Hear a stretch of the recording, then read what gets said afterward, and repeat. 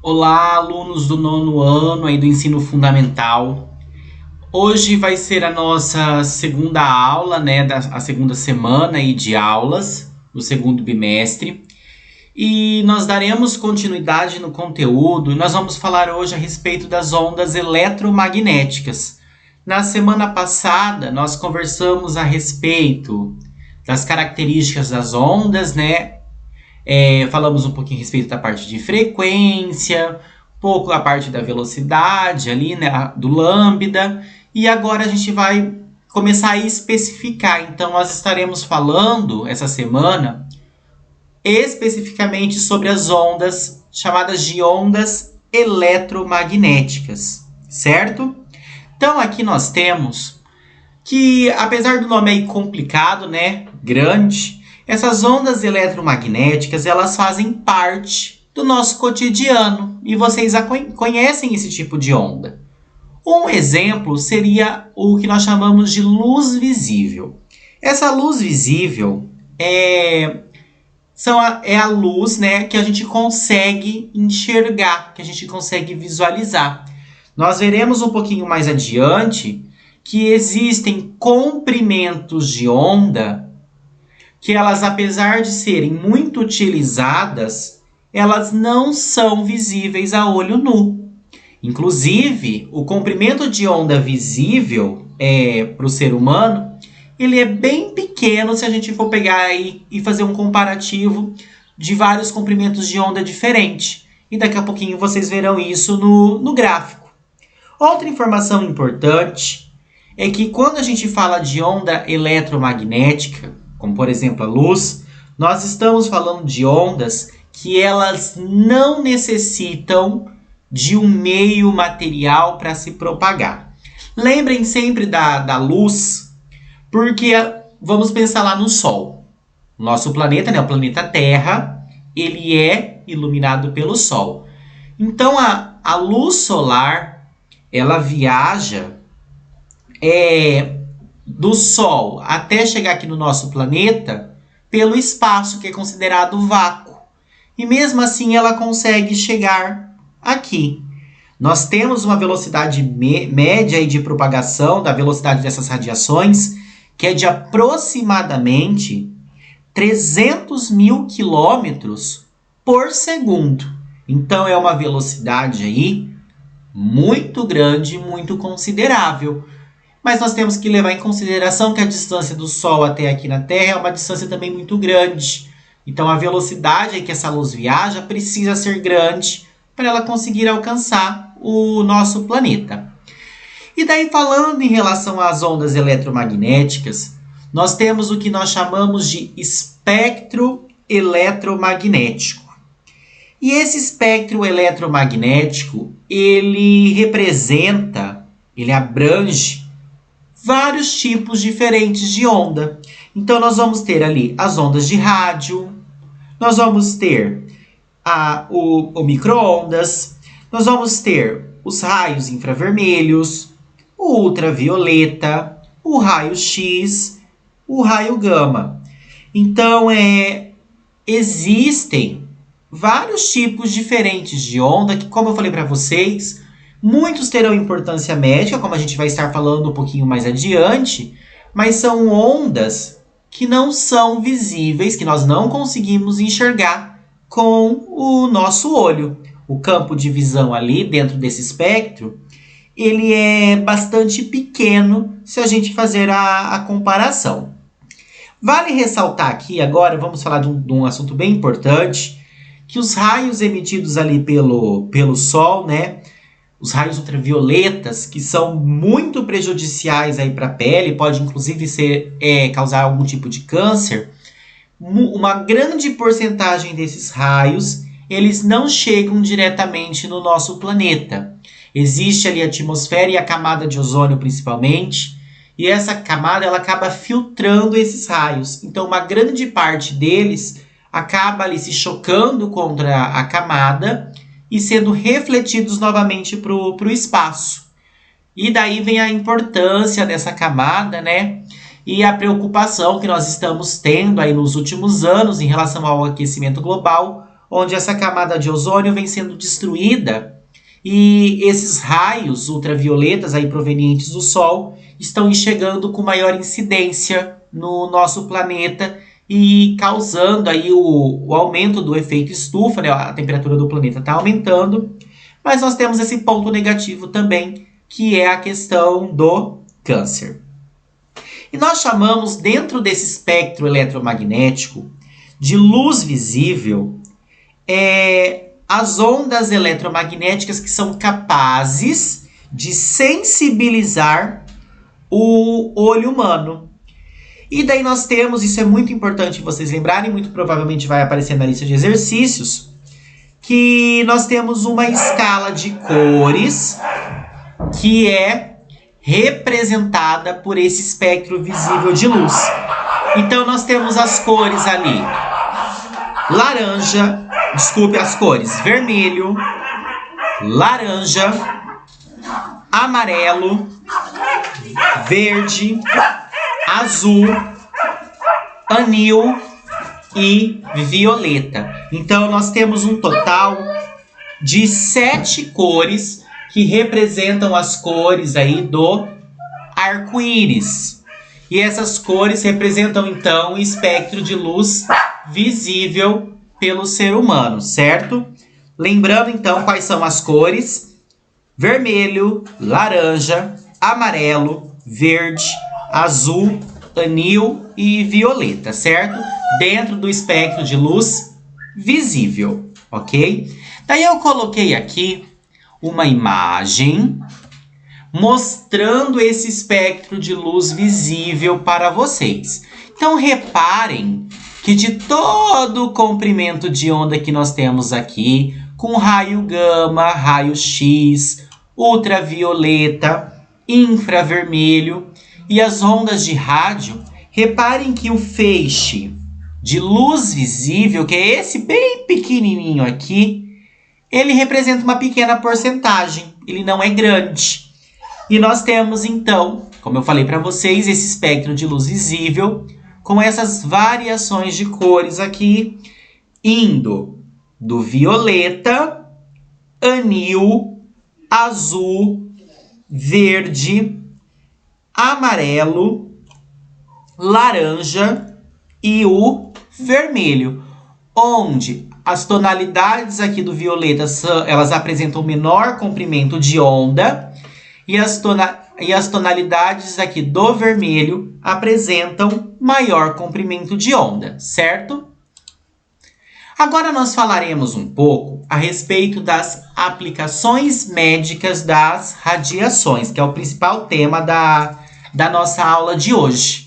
Então, apesar dessas luzes não serem visíveis a olho nu, parte delas, existem muitas aplicações médicas que são extremamente importantes quando a gente fala em relação a tratamento, em relação à saúde. Então, nós temos que a utilização de ondas sonoras e eletromagnéticas, elas fazem parte do diagnóstico de muitas doenças e também serve como mecanismo de tratamento. Então, daí nós temos um ponto importante a ser levantado. Existem frequências de ondas que elas são inofensivas para a nossa saúde.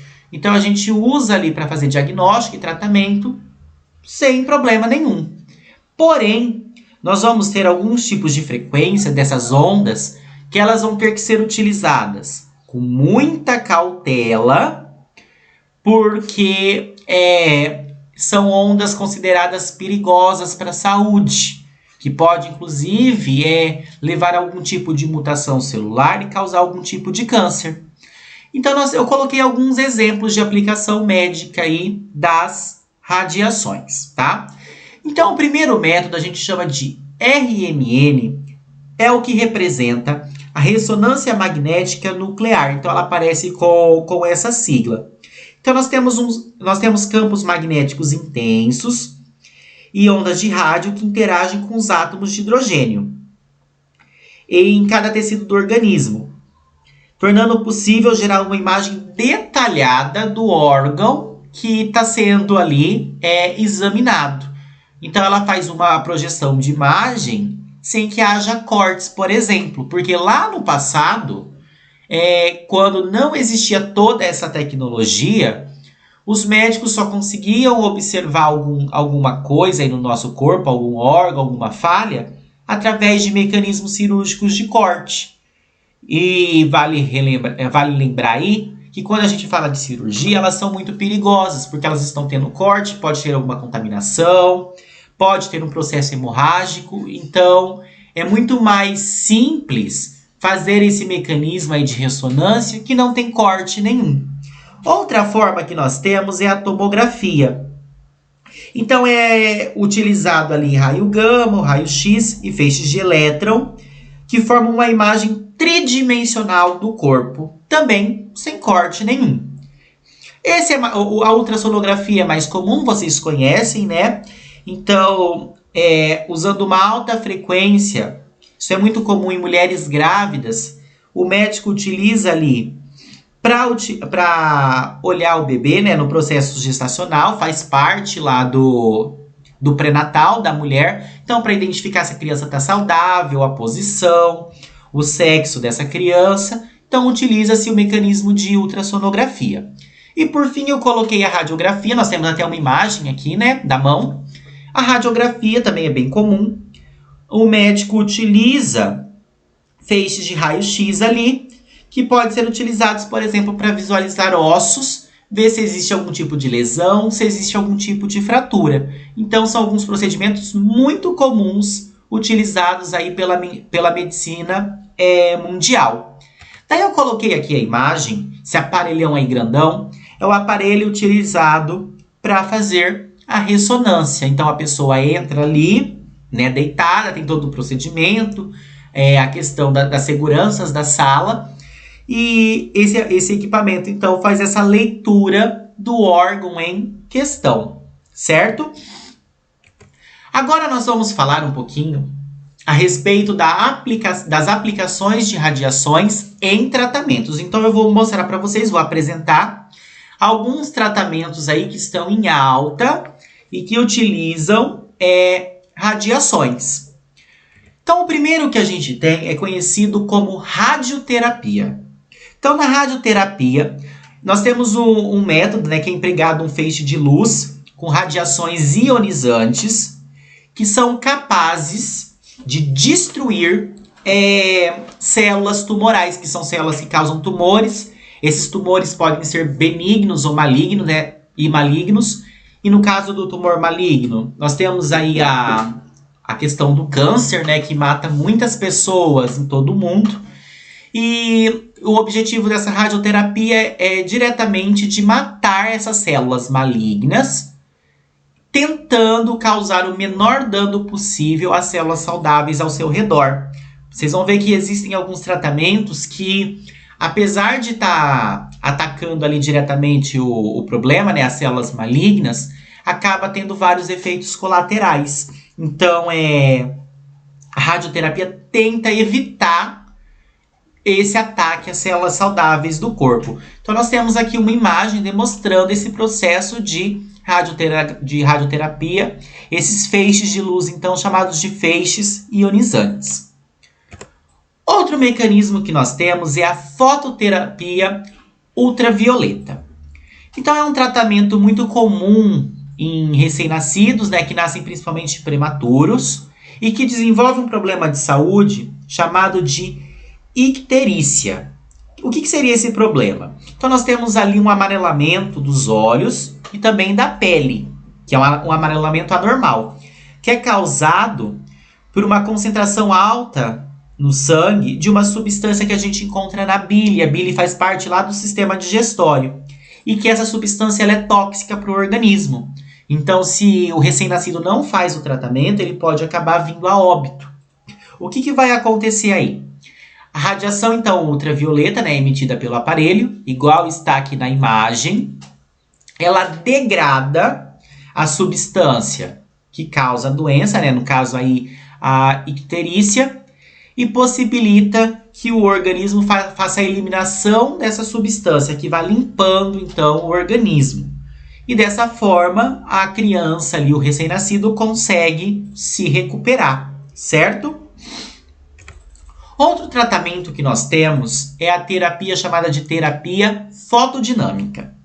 Nesse tipo de tratamento, nós temos a utilização de determinados medicamentos que eles só vão funcionar quando entrar em contato com luz, quando eles forem iluminados, por exemplo, por um laser que emite radiação infravermelha. Então, enquanto eles não recebem esse laser, eles não recebem essa radiação, o medicamento não tem ação. E daí, dessa forma, pode ser tratado ali apenas a área afetada, a fim de evitar que tecidos saudáveis não sofram a ação do tratamento e dessa forma, então, evite os efeitos ou os danos colaterais. Esse tipo de terapia ele é muito utilizado em tratamentos de pele e também em tratamentos de visão, como nós temos aqui na imagem, mostrando aí no caso um tratamento na região ocular, um tratamento aí de visão. Por fim, acredito que esse você já tenha ouvido falar, nós temos as cirurgias que são realizadas a laser. Então, nesse tipo de procedimento, nós temos a emissão de frequências na região, com infravermelho, luz visível e ultravioleta, e elas fazem a substituição dos bisturis. Bisturi lá é o aparelhinho, a ferramenta de corte dos cirurgiões. Então, ela evita esse corte, ela ainda serve como cauterizador no local ali que está sendo feita a cirurgia, E também serve como método cicatrizante. Então, reparem que tem várias aí finalidades. E nós temos uma grande vantagem na utilização do laser, que é a precisão. Então, ele é muito mais preciso do que os equipamentos cirúrgicos convencionais, como, por exemplo, os bisturis. Então, nós temos aí tratamentos muito comuns feitos a laser, por exemplo, em regiões oculares, no olho, e regiões gastrointestinais, fazem parte do sistema digestório, e também em métodos odontológicos e dermatológicos, a parte de dentes, e a parte dermatológica, tratamento de pele, por exemplo. Eu espero que vocês tenham entendido esse conteúdo referente às ondas eletromagnéticas, tenham visto a importância dela para a medicina, no tratamento de várias doenças, inclusive o câncer.